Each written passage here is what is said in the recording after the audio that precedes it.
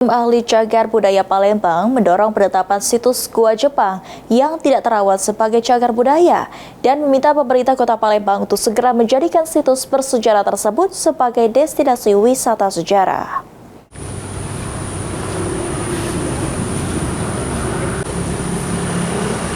Berdasarkan pantauan PAL TV, saat ini kondisi situs peninggalan sejarah Gua Jepang yang berada di Jalan AKBP Haji Umar, Kelurahan Aryo Kemuning kurang terawat. Terlihat bagian dinding luar dari Gua Jepang tersebut sudah ambruk.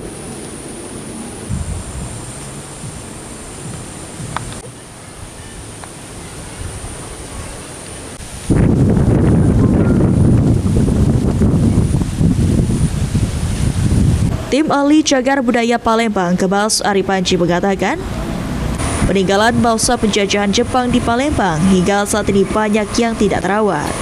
Maka dari itu, TACB Palembang telah mendorong peninggalan Gua Jepang sebagai cagar budaya.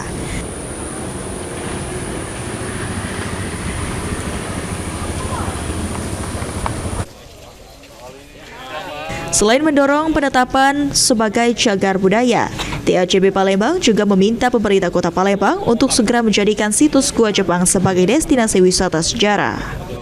Jepang ini tidak banyak meninggalkan peninggalan. Jadi kalau selama ini banyak Belanda banyak meninggalkan gedung segala macam. Nah, kalau Jepang ini tidak banyak meninggalkan. Jadi pentingnya di sini, makanya pemerintah kota mendaftarkannya sebagai objek diduga cagar budaya, istilahnya ODCB.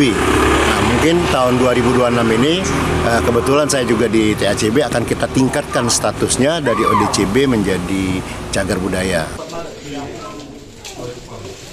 TACB berharap langkah ini dapat segera ditindaklanjuti agar pelestarian situs bersejarah Gua Jepang dapat dilakukan sehingga menjadi sarana edukasi sejarah bagi masyarakat, sekaligus menambah daya tarik pariwisata Kota Palembang.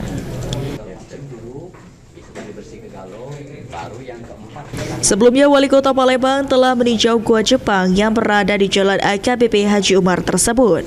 Ilham Wahyudi, PAL TV.